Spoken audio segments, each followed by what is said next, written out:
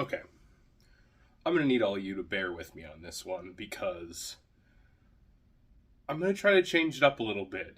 Because this may be the billionth video about The Last Jedi. And originally I was going to say in defense of Last Jedi, but actually I'm going to level a criticism. And that is on Luke Skywalker. Yes, I know. It's a topic that's been done to death. Everybody says, oh my god, no, this isn't Luke Skywalker, you ruined him. I'm going to offer a counterpoint to that. I firmly believe that Luke in Last Jedi is within his character from what we've seen through the movies. But what the sequels did wrong with Luke Skywalker is not showing what brought him to that point. And by that point, I specifically mean when he activates his lightsaber in Ben's hut and turns Ben Solo into Kylo Ren. See,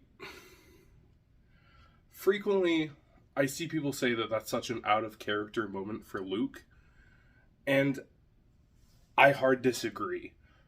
I believe that it is perfectly within Luke's nature, but the issue with it is that we didn't get any build-up to show why Luke got to that. So what do we know about Luke as a character? Well, he's always looking toward the horizon, towards the future, not the here and now, much like his father. And an important thing about being a Jedi is being centered in the moment, being in the here and now, being connected to the things around you, the force around you. That is when the Jedi are the most powerful. So, which is why they take Jedi younglings way younger, basically babies, well, not even basically, they have taken them as babies, we've seen it. It's because it's easier to get that instilled in people when you try to start training real humans or aliens in the Star Wars universe at an older age. They already have their personalities developed. It's harder to keep self-control if you're not brought up in that environment, and most of us are not. Very clearly are not. And neither is Luke. Luke's dedication to his friends has consistently been a both strength and a flaw for his character throughout the original trilogy. We see that he abandons his training on Dagobah to go save Leia and Han because he gets the vision of them in trouble. And much like Anakin, it springs him into action to go off to their rescue. Much against the advice of his masters. All full circle, people. All full circle. So, we also see Luke doing the same thing in Return of the Jedi when his duel with Darth Vader on the Death Star. Because the moment Vader says he's gonna go after Leia once he's done with Luke, since Luke's not gonna turn to the dark side, Luke loses it, beats the ever-living hell out of Vader, nearly killing him until he sees that, much like himself, once he lops off Vader's hand, it's mechanical. And again, full circle, Luke sees himself in Vader, and he sees that the anger that he is letting control him in the moment is the exact same anger and fear that made Anakin fall in the first place. So, I know some of you will say, well then that's another reason why Luke's going against Ben for that little second is bad. Again, I don't think that's the case. I think it shows more control on Luke's part, but just not enough. That little bit of Anakin still came through. My personal headcanon, until we get an exact reason as for why Luke did what he did, and I know they talk about that they got the Rise of the Kylo Ren comics. I haven't read those yet. I vaguely know the story, but that's to me not a big enough explanation. I think it should have been done in the movies.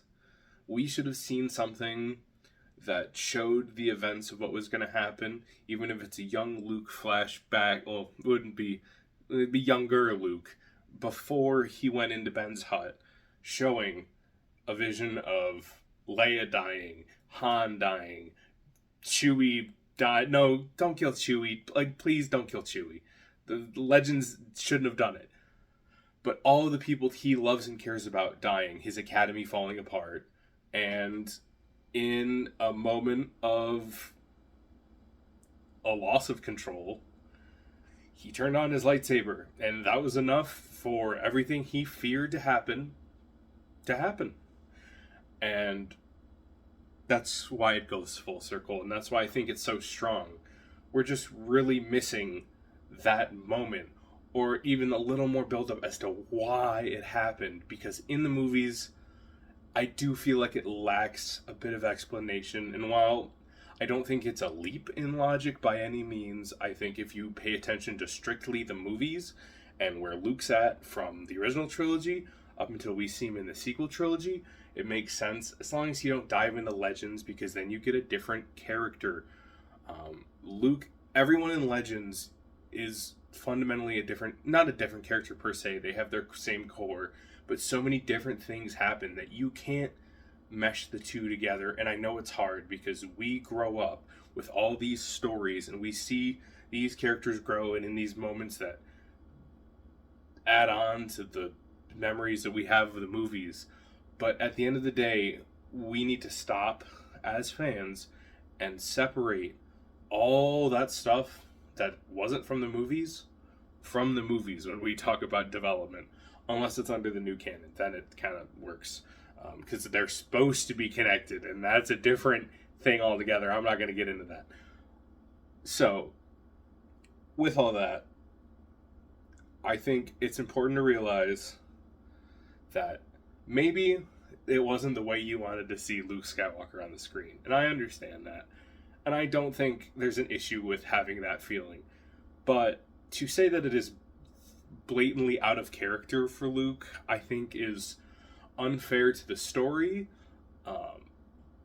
I think, much like I've established in the rest of the video, there's other ways to criticize Luke's character other than saying it's ruined, because I don't think that's the case. I think Luke redeemed every little bit of himself, all the self-anguish that we can all have, and stood up against the Empire, or First Order, same shit, different day.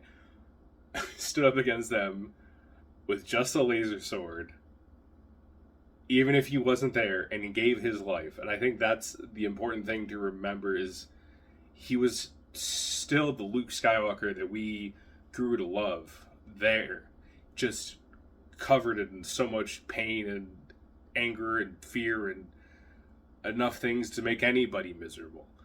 And it just shows that Luke is human, like all of us. And that's why what he does in the end is so heroic. And yes, this has been my discussion. I've been thinking about a way to make this video for probably before Rise of Skywalker came out, and yeah, this is my thoughts. So feel free to talk in the comments, but let's try to keep it respectful. I'm not here to shit on anyone that loves Star Wars. If you don't like the sequels, that's fine.